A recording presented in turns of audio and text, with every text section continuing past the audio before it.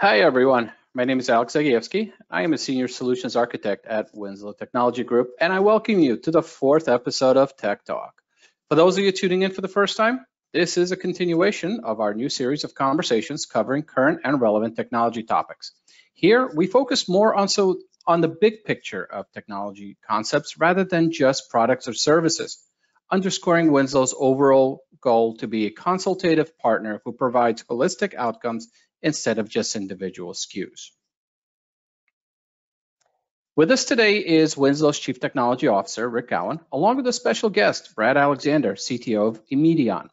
After this brief introduction, Rick and Brad will dive into how you can protect your business from ransomware by building a sound disaster recovery plan. Throughout the program, please feel free to submit your questions via the chat feature of this webinar, and time permitting, we'll get to them at the end. Finally, as a special bonus, all of today's attendees will receive an Amazon credit towards a 24,000 milliamp hour portable waterproof solar power bank. No device recovery plan should be without one. As you may recall, Winslow has been in business for over 17 years as a technology solutions provider, headquartered in Waltham, Mass, just outside of Boston, with satellite offices in Charlotte, North Carolina, and New York, New York. Our growing install base spans 34 states, 4 Canadian provinces, and a number of locations abroad as well. Our goal is to identify and develop expertise in game-changing technologies, like the ones we'll discuss today, and then implement them for our customers, like you, through partnerships with today's leading technology vendors, like Immedion. As part of our complete solution delivery, Winslow is very proud to have some of the best engineers who make up our professional services team, boasting a combined 100+ years of experience, not to mention countless certifications in various disciplines, including the coveted VCDX from VMware, as well as ISC Squared's CISSP. And speaking of cybersecurity, Winslow's practice follows the NIST cybersecurity framework, and illustrated here is how the various technologies and services we offer line up with the 5 pillars of that framework. Simply put, we offer our customers an organized and comprehensive cybersecurity program that is also cost-effective. So enough tech sales talk. Let's talk tech. Today's hot topic is disaster recovery planning and how it relates to another hot topic, ransomware. Rick, over to you.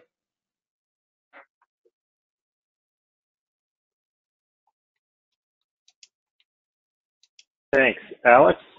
I think we've got Brad bringing up his deck here. I don't know, Brad, you want to introduce yourself? Hey, Rick.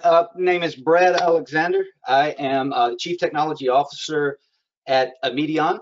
We'll get into a little bit more about Immedion towards the end instead of at the beginning, but I do want to give a big thank you to the Winslow Technology team for part of this panel today. Great. So I think I'll let you go ahead and get started, Brad. Perfect. So today, as we hop into this, we're going to cover a lot of topics that are focused around business continuity and disaster recovery. Some of the key things that we'll start out with are the difference between business continuity, where disaster recovery falls into the business continuity plan, risk analysis, and then we'll get into the meat and potatoes of what we really want to cover today. And we'll talk a little bit around disaster recovery and then disaster recovery as a service, and how the service sets, how the correct provider can all fit into a nice solution for you. So let's start at the top, and I always next 5 or 6 slides are informational around how to properly build a business continuity plan and the pieces around that business continuity plan. So what is a business continuity plan? It involves designing and creating policies, procedures that ensure essential business function process during and after a disaster, right? So when you think of business continuity, the building blocks that build up to your entire BCDR plan are going to be disaster recovery, are going to be risk management, and we're going to show a couple graphs that kind of show and break that out. Some of the common failures that we see in business continuity, and we'll hit and touch on each of these in detail today: hardware failures, facility failures, natural disasters, human error, and cybercrime. And as we get toward the end of the presentation, we'll really hop into some metrics around cybercrime and how we can help defend against cybercrime with a very strong disaster recovery plan, and then kind of circle back to best case on how you handle your overall security strategy to protect against that. So next, the business continuity plan. The plan in and of itself should address really 4 key factors, right? We want to keep everyone safe. We want to be able to recover the business. We want to protect the company assets. And then we want to make sure that we effectively communicate. And the effectively communicate part is one of the biggest pieces of a business continuity plan that seem to get left out. One of the things that we've noticed being in the data center business is that the communication during an event is sometimes more important than what happened. What are you telling your customers? For those people who are in the public cloud and you have an AWS failure of a zone, one of the things that you want to be able to know is what's going on. What are they doing to get it back? How are they doing? What is the time frame that it looks like to get back? So that effective communication is really an important part of a strong business continuity plan. Some of the keys to success that we say: development and document your contingency plans. Test those plans frequently and update your disaster recovery plans and procedures. So again, pulling the end of the presentation back to the top, as being a data center and cloud provider with data centers in 3 different states today, over 8 facilities, and running cloud for over 10 years, one of the big pieces that we see are people fail to test their plans regularly. So why do people go without a plan? It seems like it'd be pretty easy to coordinate and have an executable plan, and you execute that plan. Well, a lot of people are scared to fail when they execute their business continuity, in particular IT people in their disaster recovery plans. I know Rick and I were talking earlier or late yesterday about some of these, and just people will take a plan, have a plan, and refuse to execute their plan because they know step 17B of their plan's going to fail. So a lot of people will go and operate without a plan because they have no confidence that their plan is going to work. Next is no immediate return on investment.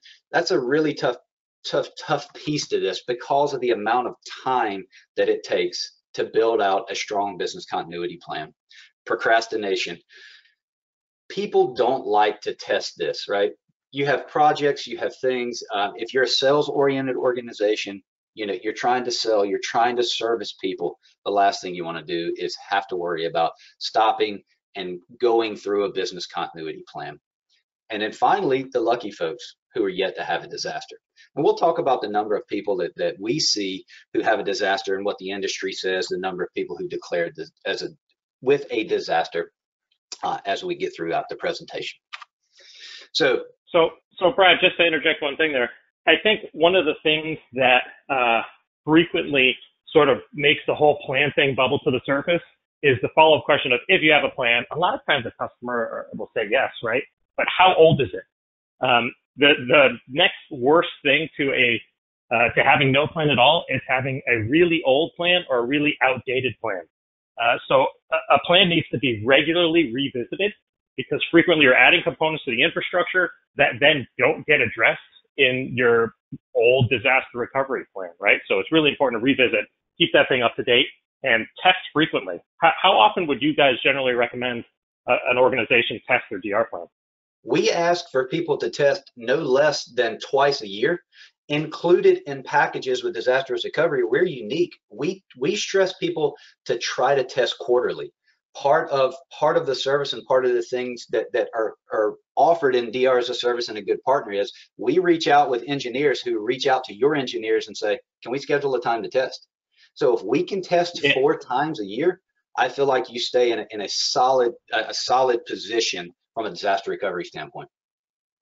And I think that's a really important point, because many customers have disaster recovery plans where there are so much effort to test, so much effort to start that process going, and it's so likely to fail that it's a big dreaded event. If your disaster recovery plan, testing it, if that is a big dreaded event, then your plan is not good enough, right? You need to orchestrate and automate and build the tooling around this plan so that you can actually test it on a regular basis without huge risk to the business and without huge risk of bad weekends, right? Your plan needs to not just be a list of things that you have to do. It has to be the tooling around a repeatable and easy way to actually take those actions. 100%. Couldn't be said better. I mean, if you dread it, then you are doing something wrong. We at Immedion, we test once a month, right? It takes us about seven or so minutes for us to do our stage testing. We don't test the full plan. We test different pieces of the plan, but the ability to make sure that your data is available in a secondary zone, comes online, and that your applications can respond, 7 minutes, folks. And this is just Immedion LLC, our corporate, the corporate side.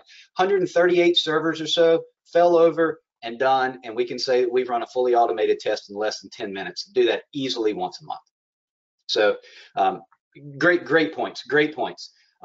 One big thing I want to note around the business continuity before we hop into disaster recovery is, remember, business continuity and disaster recovery. While disaster recovery is focused on the IT side of business continuity is going to bring other things in as well. As you start to plan your overall business continuity plan, start to think about things like theft. What inventory disasters? Those are non-IT related things. So while we live in an IT world, we live in a technology focused environment, make sure that when you start with your business continuity plan, start to think about what were to happen if someone were to break into your building tomorrow. They don't touch anything on your IT side. They don't touch any of your servers. They don't touch any of your applications, but they come through and they steal every desktop. How do you function? How do you service? That's part of your business continuity, more than just your disaster recovery plan, right? So to hop into disaster recovery, some cool things that we saw when Panemon interviewed the 453 individuals in a 2018 survey of small to medium-sized businesses. These are businesses under 1,000 employees, but the numbers stay relatively the same. The number one failure, UPS failure. That's why a strong data center provider is really important in your overall planning. But UPS failure, when I first saw that, it was kind of shocking to me that was the reason why people have to declare a disaster. Cybercrime, and cybercrime's on the rise. We're going to talk through a little bit more of that. Of course, we all know human error. Human error is one of the things that's the hardest to protect against. But how do we protect against that? And then the others are what you would expect: IP failure or IT failure, crack our computer room air conditioner, so air condition failure, weather, or generator failure. If your generator's failed, you've had another failure elsewhere in most cases, so you're now in a multi-step failure scenario. Some cool facts, right? 54% of companies experienced a downtime event that lasted more than 8 hours in the last 5 years. So more than 50% in the last 5 years have had to do something where they could have declared. Next, 35% of the outages are caused by natural disasters, hurricanes, tornadoes, power outages due to weather. Not only that, but we lump into a natural disaster pieces of that where accidents that happen in metropolitan areas. 1 out of 3 organizations were hit by a virus or malware attack. So over 30% were hit and had to do something. And the shocking part of that is those numbers continue to rise, even though we put more security, higher heightened security, better antivirus, better malware protection, better user awareness, all the security things that we talk about. While we continue to increase those, the bad guys are getting better. $20,000 typical in a day. We have some organizations in our data centers who say that in a day that they would lose over $150,000 an hour by a line being down. So the cost of a disaster recovery and not having a solid disaster recovery plan can be very, very costly to the organization. So let's hop into the prep. What are the pieces, right? Everything from disaster planning to BIA or business impact analysis, business continuity management the continuity plan. And then I want to talk a little bit about RPOs and RTOs. We're not going to hop a ton into detail into that, but as you start to build out your disaster recovery plan, understanding where backup and disaster recovery and all of these pieces hook together really revolve a lot around your RTOs and your RPOs. So I want to make sure that we get a good definition on why that's important. So 1 to 5, determine the impacts of the operation, right? Identify your risk. We're going to go through a small risk analysis slide coming up as well. Implement safeguards around your risks, right? That's everything from people, that's buildings, that's security. Test your safeguards as well. We talk about testing our disaster recovery. We test our safeguards in our business continuity plans. Review, audit, and improve. So to circle back exactly what Rick said, we have to review and we have to choose and test these plans very, very frequently if we want them to be successful. So the business impact analysis, systematic process to determine and evaluate the potential effects of an interruption to the business, right? As a result of a disaster, an accident, or an emergency. One of the business impact analysis pieces that we've seen and have been focused on lately are COVID-19. Who would have ever thought we would have lived through a pandemic, right? And a pandemic of this scale. Well, that in and of itself should be and should have been part of an overall business impact analysis and a good business continuity plan. So out of that, I've interviewed 15 of our key customers that helped, and 13 of those 15 had nothing in it about a mass pandemic. So just to show that now is a time where we can learn from what we've seen and we can do better as we build out our overall business continuity plans, right? As part of our recovery plan, we need to make sure that we understand loss of cash flow. You see from the stock market when this started, when we see things like Uber, when we see Uber transform into more of a delivery service now from a ride hailing service because of loss of cash flow. How do you start to plan and think about the things that we don't even know will happen to keep our business running? Replacement of equipment. Winslow's really good with this, the quick ship type stuff, having stuff ready, having stuff in inventory when we do have a failure in mass. Salaries, luckily this year, the PPE helped, or the dollars that were given from the government for all of the businesses to continue to pay employees throughout the pandemic, right? So at that point, we had government step in, but how can we have cash reserves to be able to handle that for our customers, and then our overall loss of profits. So I don't know about one thing to add here. Oh, sorry, Brad. Just one thing to add there. From the IT side of the table, right? Probably on this phone, most of us here are concerned with the IT side of DR. And the whole DR plan and business impact analysis is where the business side and the IT side gotta have to come together and agree on sort of what they can live with and what they can't live with, right? But from an IT perspective, I look at this slide as your ammunition.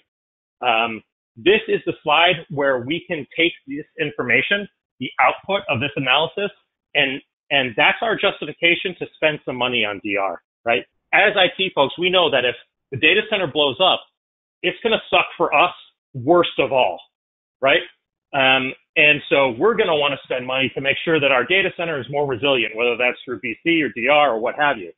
Having these numbers, right? How much does an hour of downtime cost my company? How much does a day of downtime cost my company? This is what allows you to make a case for, I want to spend X dollars on DR, but look, that is a fraction of the cost of a week of downtime. In the end, you can make DR look like a really intelligent financial decision by using the output of this kind of an analysis as some of your ammunition for justifying the expense. Absolutely. Risk. What do we need to look at when we do our risk analysis, and what's involved in a risk analysis? So at a high level, when we start to look and we evaluate our risk, what are common scenarios in our risk analysis? Access to premises. That's one of the most overlooked pieces to this. Now with the work from home piece and the pandemic, we've learned to morph. We've gotten much better. Rick, you know, in your customer base, how many conversations are you having around work from home now as compared to the traditional office? Have you seen a mass increase in those conversations today?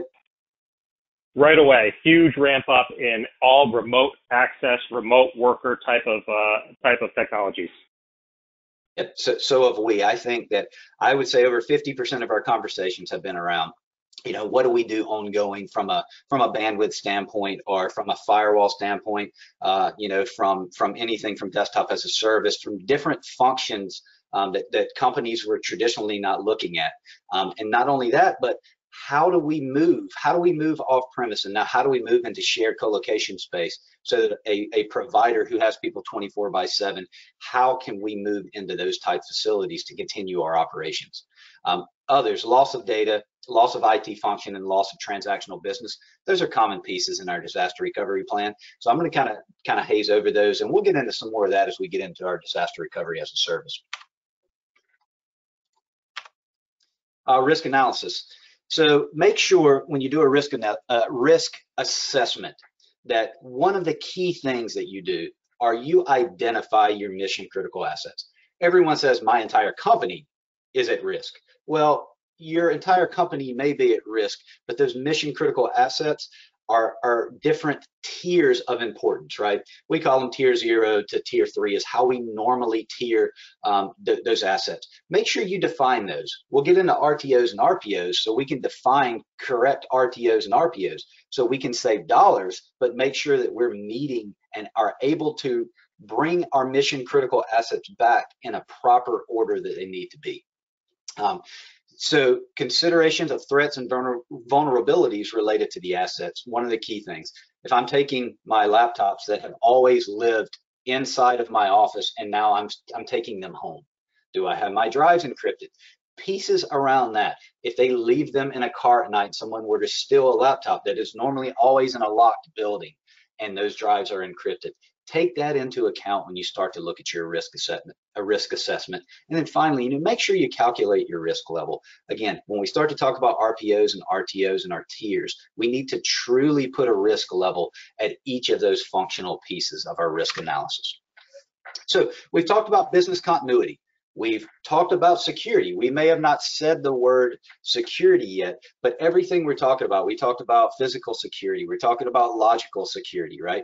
All of that is just a piece of our overall business continuity plan. And this chart here, this little diagram, I think does a great job of knowing what pieces to put in what portions of your overall business continuity plan. And as we see, when we get down into the lighter colored blue box of disaster recovery, where we're going to focus pretty much the rest of the presentation and the rest of the conversation is going to be around technology roles and testing of those roles. So if you ever need a good thing to go back to, this is really simple to go back to. Take it, build teams around each of the underlying portions or boxes in this, right? And have a team that's in charge of each of those, because we as technologists are always really focused around the disaster recovery portion we do for business continuity. So RPO and RTO. So the recovery point objective, the point in time you can recover to in an event of a disaster. So with RPO, if I'm taking, and we'll go back to an old school mindset. If I'm taking a snapshot or a storage snapshot to asynchronously replicate that somewhere else every 10 minutes, then I can lose up to 9 minutes and 59 seconds worth of data between my snapshots, right? So it's that gap in between your last successful transmission, or if we're talking in backup terms, our last successful backup that we can restore from. Our recovery time objective, how long does it take for us to bring our applications back online? We look at it and say RTO. RTOs can be really, really low when we say we're just talking about being able to recover infrastructure as a service instances into a secondary data center that's in a different geography.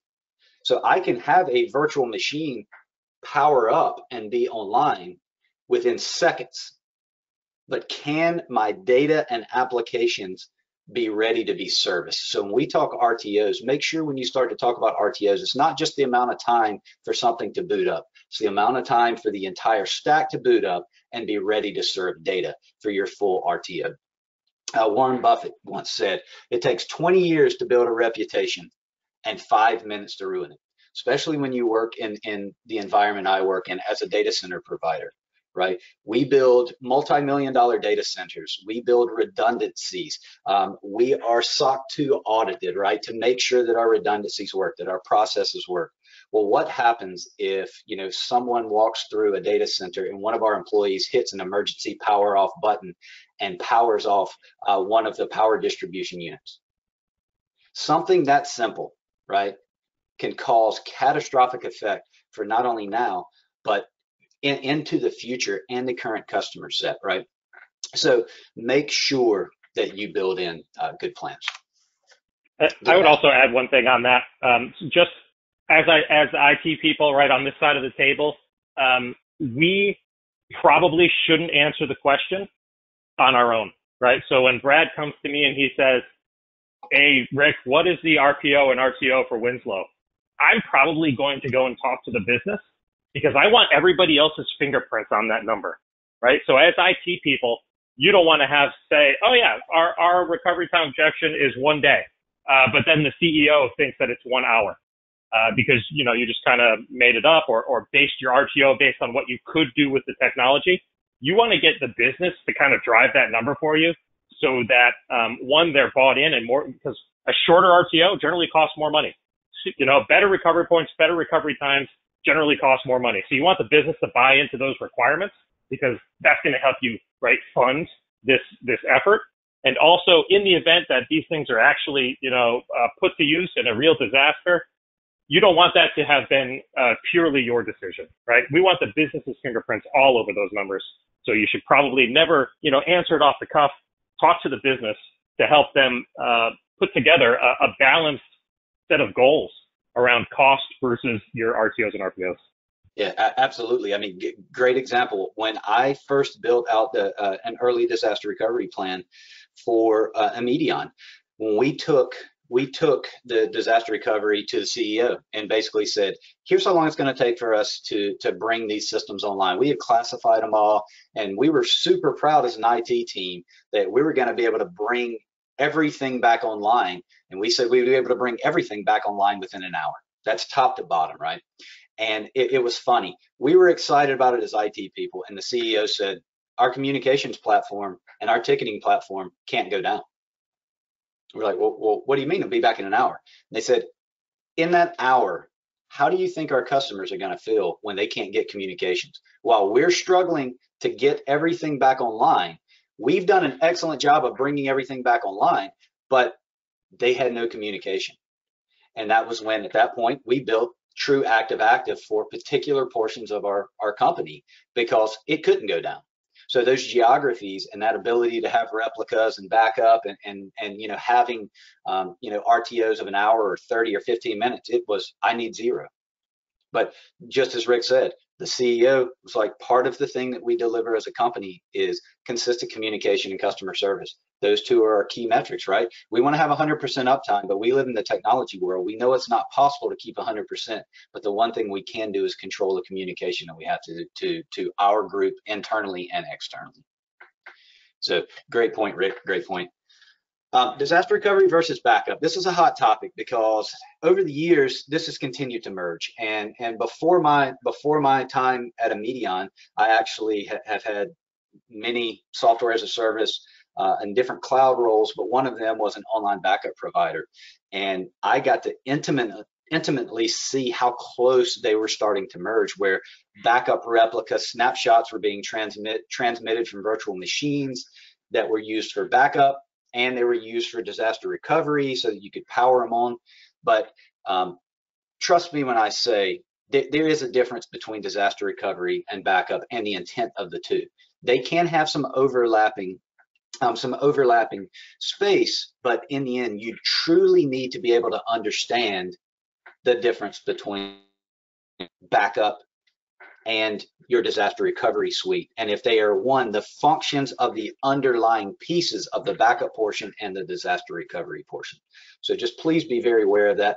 And a lot of times backup can work perfectly fine in a disaster recovery scenario if your RTOs are higher. So just understand the key differences. And when we get into some more around disaster recovery and some of the suites that we offer in conjunction with Winslow, what the differences between backup and the RTOs and RPOs from a solid disaster recovery solution look like.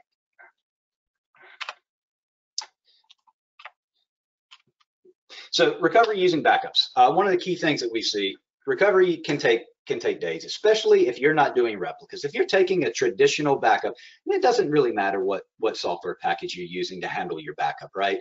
So if you're taking a backup and that backup must be restored. So say you take a backup of, a 600 gig virtual machine. That 600 gigs still has to be either retransmitted back to final storage to be back online in a healthy state, or it has to be brought back online and near instantaneously on some other medium of storage that you house for backup. But in most cases, people say, I want backup, and backup should be inexpensive. And normally with inexpensive leads to lower tiers of performant, either hardware, storage, compute. And so what we see as a result of backup taking a lot of time.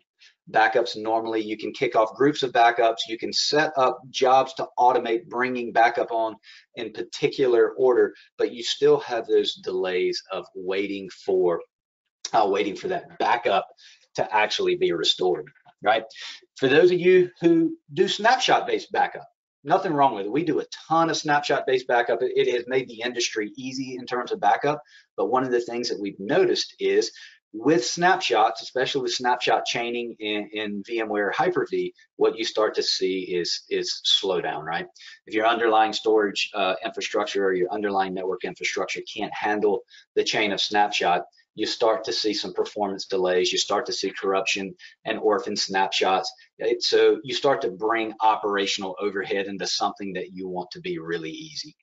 And again, backup is not always replication, right? Force-fitting traditional backup into in real-time or near real-time replication are normally two separate suites that have two separate purposes for your organization. So disaster recovery as a service.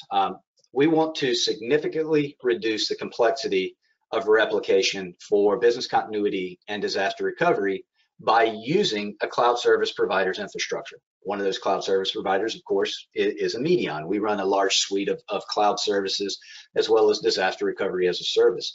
We're going to hop into a couple key things that make a good DR as a service provider and just a good DR as a service offering, not even from a particular provider, but what we want to look at, right? We want to make sure that we maximize the utilization rates, but we really want to make sure that we reduce those RPOs and RTOs to meet your needs and reduce cost and operational overhead when doing so. So if you're looking for a disaster recovery as a service offering and your partner makes it, or the service is just as difficult, takes just as long, costs more than what you're doing on your own, why did you look at going to disaster recovery as a service? Why didn't you continue to do disaster recovery yourself in your own localized data centers or on your own localized LAN or WAN infrastructure? Why outsource, right? So one of the key things, make sure that the operational complexity goes down. That's the key part of the as a service portion of disaster recovery as a service. In most cases, you can get packages and suites that can far outperform and bring new features that you and your current set of engineers maybe shouldn't focus on. Focus on the business and allow the outside provider of a service to help do that. So you can focus on more business impacting type solutions. So here's the fun. If you haven't seen a screen like this, you are a very, very lucky person. This is the oops. Sometimes it's in your tray, sometimes it's painted on your desktop, but You go to access a file and your files have been encrypted, right? Ransomware. We all hate it. We hear about it. And to talk a little bit more about it, let's talk about how COVID has impacted just ransomware in general, right? 18 million daily malware and phishing attacks that the industry is seeing a day, all around COVID, right? So these aren't just the numbers in the industry. This is the increase in overall impact due to the pandemic that we all live in. To date, 15 plus countries targeted. I'll show you some of the countries and what we look at in the next slide, losing $1 million each at least due to scams.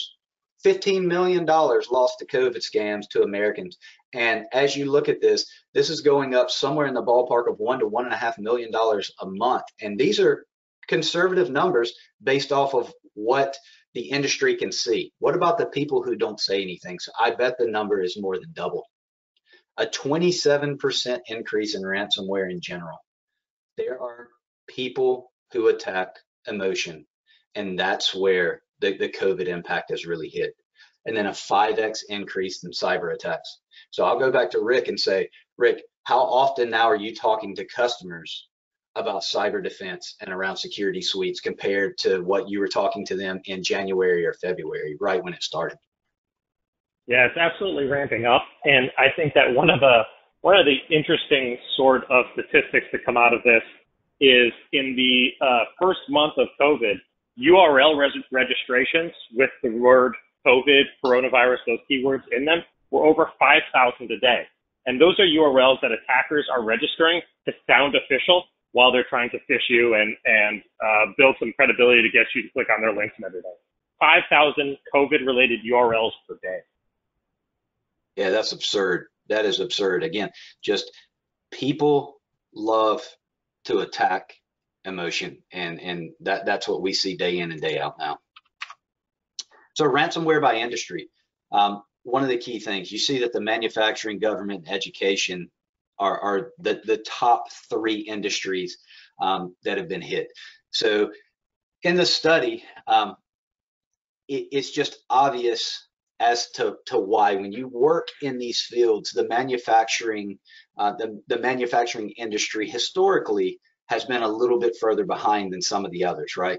Government, you completely understand why it's always under attack, and it's always one of the highest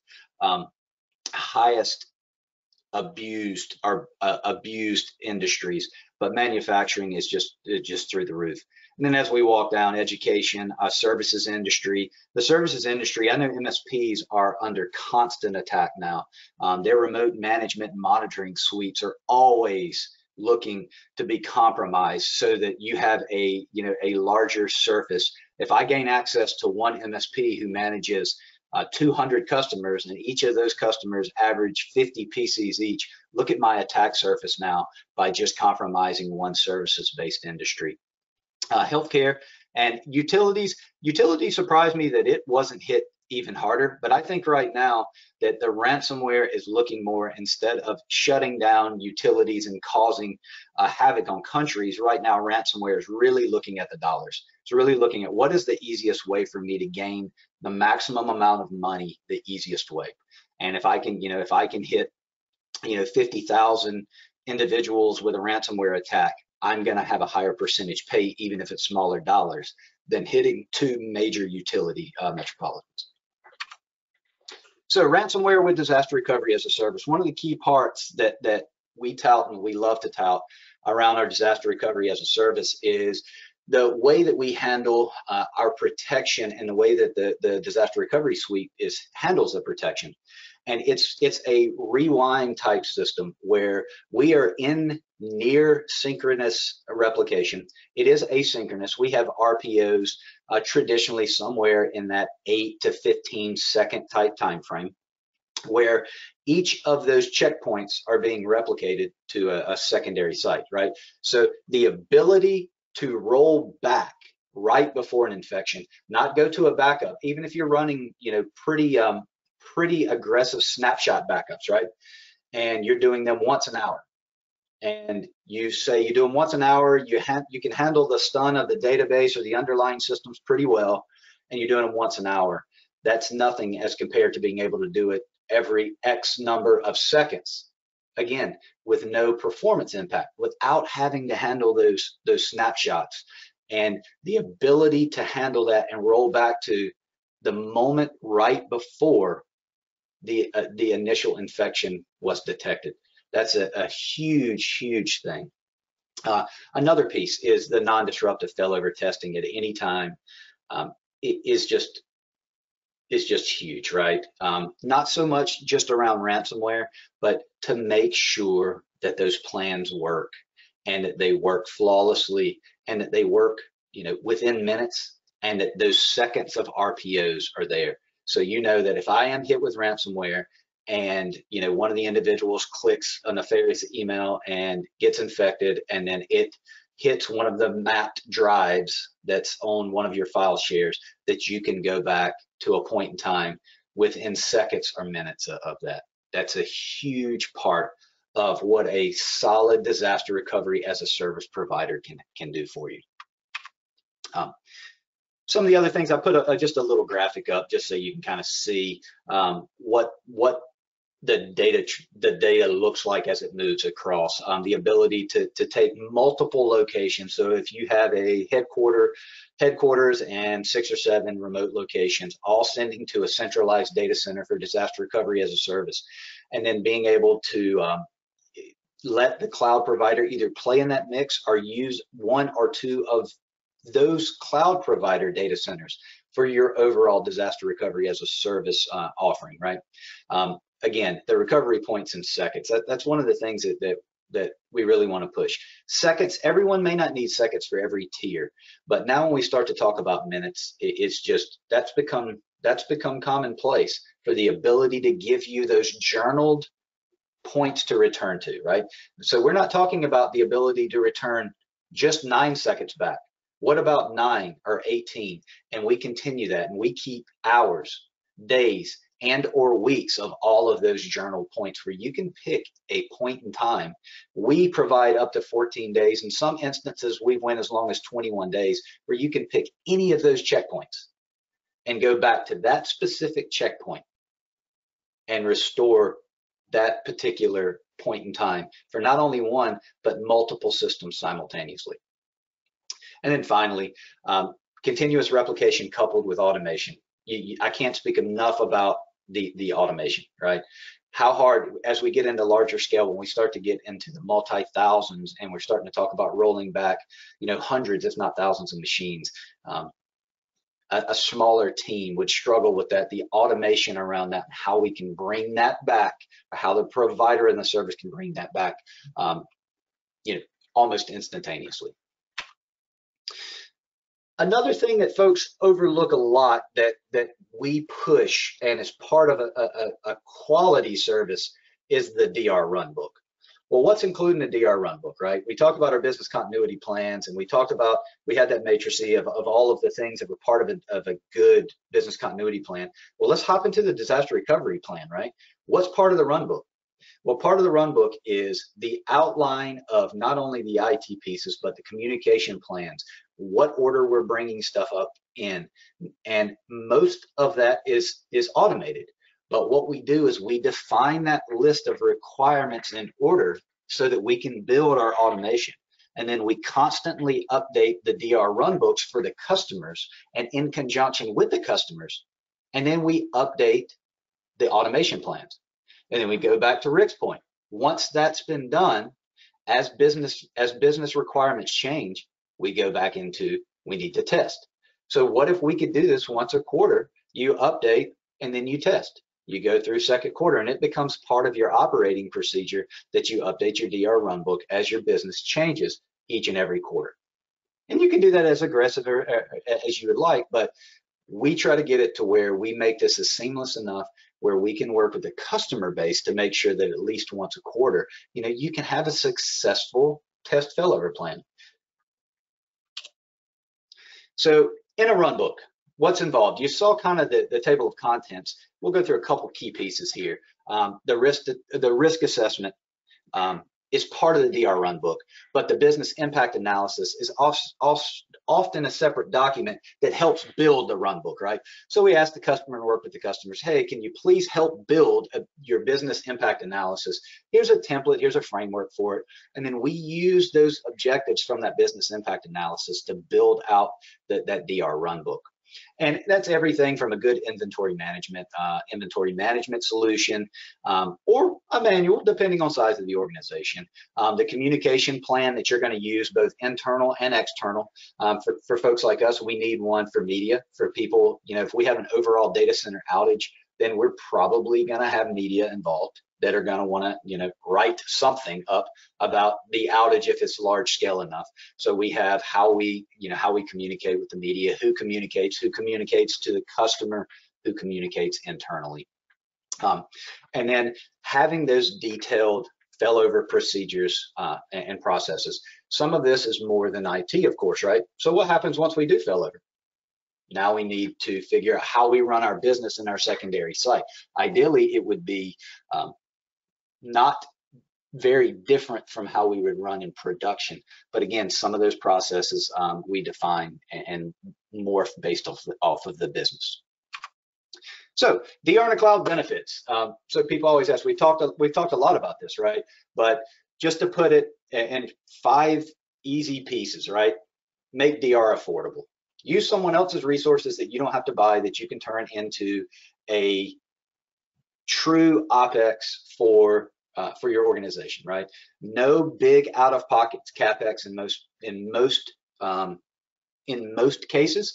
That we just turn this into a monthly fee. That's what the industry says. You can use what you need. You pay for what you need when you need it, instead of paying for all of those additional resources to sit there and wait for a disaster to occur.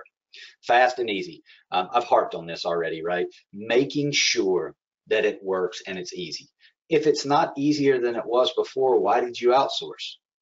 So we want to definitely make sure. And then integrations. When we start to talk about disaster recovery and cloud suites and backup suites and security solutions and management solutions, making sure that all of these kind of tie together and can be pulled together so that the overused term, the single pane of glass or the single provider, you can have all of those in a common tool set.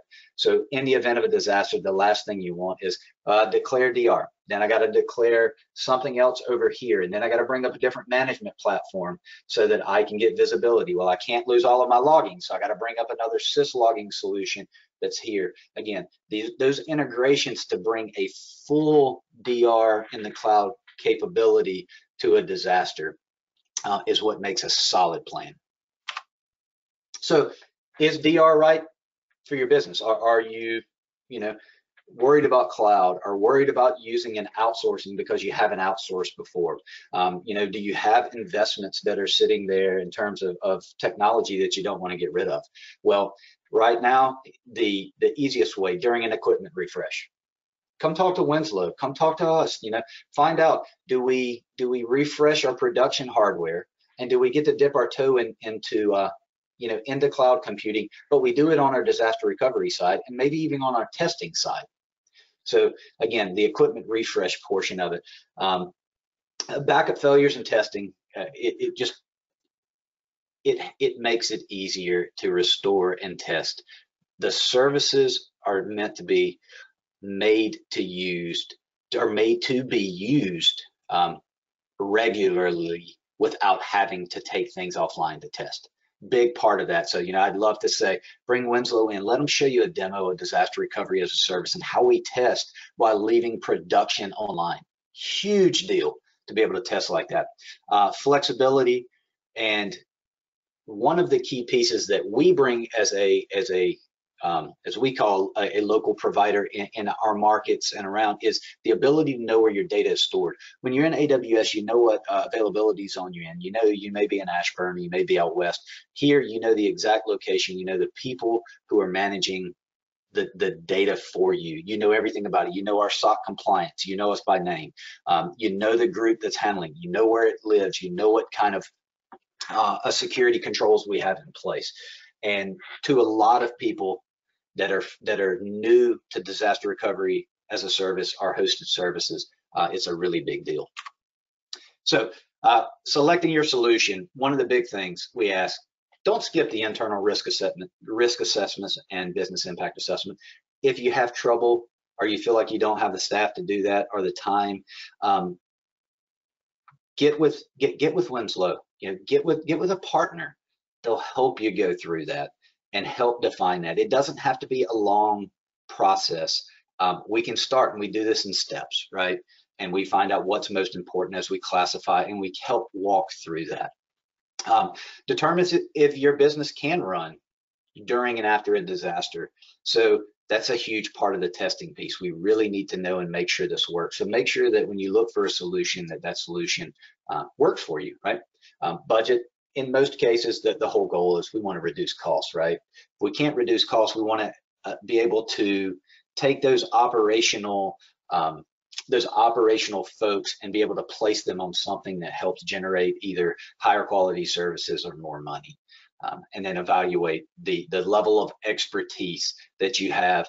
If you need help developing these documents, that's where a good partner comes in and can help you build these documents out and not just provide you a service. So disaster recovery in a bigger picture. We've talked about this. I wanted to sum it up. We're right at the end. We have a couple more slides and we'll be done. But backup, vaulting, replication. What do we mean by vaulting? That's taking a secondary copy of backup and getting it into a different geography, even if it's not used for, even if it's not used for your replication strategy or part of your DR. Just following the 3-2-1 of backup. Security, policies and strategies, risk management, and testing. Testing. I put a couple of resources here. You can head out to the Immedion website, and these guys are available for download. Some really cool stuff, a disaster recovery checklist. I'm going to show you kind of a glimpse of what a disaster recovery checklist looks like that we provide that can help you, even if it's not with us or with Winslow, it helps you find the right partner and make sure that you have all of the correct steps. As a technology provider, we want to see people be able to recover. So we try to provide guidance on how to recover, even if it's not a service that we provide. And then the disaster recovery as a service white paper, good summary, very similar to what we've went through today, some high level pieces, but why is it important and when should you use disaster recovery as a service? So here's those checklists. Again, just a small glimpse. Those are available for download so that you can see, but it gives you a very easy to follow list to begin somewhere. The hardest part is where to start. Well, this gives you an opportunity and a place to start with some defined outlines. So finally, I know I said I was going to save it to the end. I normally do it at the beginning, and now I look back and probably should, so you knew a little bit more about us. But Immedion and who we are. Immedion is a data center managed services and cloud provider. We have data centers throughout the Southeast and the Midwest. You see that we have 8 different data centers. We also have points of internet presence and transit presence for internet in Ashburn, Virginia, so that we can service most and all of the Northeast through the common peering hub in Ashburn. We are also have points of presence in Atlanta so that we can pick up and do stuff further west as well, and then in the Charlotte proper area as well. Hey, Brad, I did want to interject right there before you move on kind of how we work together, right? So as we've been sitting here listening to lay out some of the best practices and business continuity, DR, Winslow and Immedion are partners. So as some of you on the call know, Winslow, we're a solutions provider, as Alex said earlier on here, right? We're a solutions provider based along the East Coast. We work with Immedion to provide our DR as a service, our co-location, our backup as a service, a lot of these different services that we might need to put together a complete solution. We work with Immedion on those aspects. Winslow doesn't have its own data centers, right? So if you're going to get a solution from us that perhaps includes some on-premises, highly available clusters of this and that, and you want to connect them up to a DR as a service, it's going to be the Winslow team that builds out that highly available on-premises thing, and then it's going to be Immedion services that we bundle in together to fill out the offering to handle the DR as a service or the archiving or the vaulting or whatever. So Immedion is one of those, really important tools in our belt that allows us to stick together cohesive solutions that can deliver, a pretty nicely wrapped up, actual business value without you having to go to 5 different places to source it, right? Immedion provides a lot of the things in our portfolio and really helps fill out so that we can, at the end of the day, work together to deliver you guys a complete package that meets all of your needs. So I'll pass it back to you, Brad. Yep, and I'll piggyback on that and say vice versa. The great part about our partnership right now is we use the technology teams at Winslow as well as source a lot of our hardware. All of the Immedion LLC, our company hardware, is all sourced through Winslow. Not only that, but our cloud hardware is sourced through Winslow. And when we need to build unique private environments for customers that may be in 2 of our data centers, maybe on premise or in another of our data centers, we source those in conjunction with Rick and his team to help us architect those to build those cohesive solutions, not just disaster recovery as a service, but other pieces around that as well. So it's been a great partnership. And around, I'll kind of haze over this, but you can get a little more feel for who we are. You can go to the website and see most of this. We've talked through this, but we are a true data center and cloud provider. And the core pieces around the organization are the reliability, the customer service, right? And how we handle that. Our uptime has been astronomical. In our cloud and co-location, we've been around for about 12 years or so now, and is upwards of the 5 nines type area. So really, really reliable and really customer focused. All of our centers are staffed with localized people 24/7 that are all employees of Immedion. We say in most of our southern data centers, they all speak Southern just like us, right? We don't outsource that. We take pride in being able to hire, train, and cultivate our engineers as quality support and systems engineers for our customer base. So with that, I am going to toss this back over.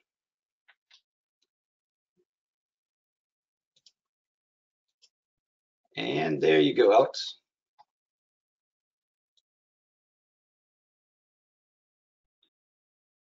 Cool. So I did just want to take a second here to kind of tie this together into what could be a first step for you guys, right? So you've sat through all of this, and hopefully you've gleaned some useful nuggets or a little taglines or ideas to start building out your own DR runbook.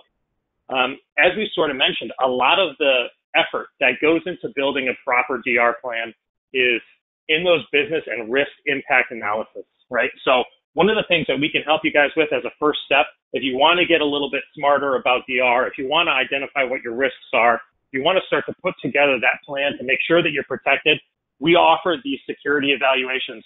And so this is a big part of this is going to be identifying the risks to the business, both in terms of data recovery, DR, backup, security from a ransomware perspective and how we're going to recover from all that stuff, as well as other areas of security as well. So if you'd be interested in sort of learning a little bit more about this, maybe identifying some of your own risks, we do this assessment in about an hour. So if you've got an hour to spare, you can get on the phone with one of our engineers. We'll run through this, and it's going to provide you with a whole bunch of recommendations around different ways to improve your security posture. A lot of that is going to relate to DR as a service, ransomware, all the things that we've been talking about today. At the end of that hour, you're going to get a nice deliverable. It's going to be a PDF with some kind of callbacks to all the different things you talked about, areas to improve, as well as potential products or solutions or things to fix that would help improve your security posture. So this could be a good step in the right direction if you guys wanted to kind of get started. Alex. Thank you, Rick. Really good stuff. Appreciate it, guys. A lot of really, really good points were made. And I, for one, really enjoyed the ones illustrating just how much collaboration with and input from the business is needed to build a good DR plan, especially since, honestly, at the end of the day, the IT infrastructure exists to support that business and their applications. So thank you both for your time and for sharing this knowledge. And if you'd like to learn more about today's topic or our guests, or are interested in that security evaluation Rick just talked about, please drop us a note at webinars, that's plural, at winslowtg.com. And we didn't actually receive any questions, so at this point, we'll conclude this episode of WTG Tech Talk. Thank you for joining us, and we look forward to seeing you at the next one. Till then, stay safe and keep innovating.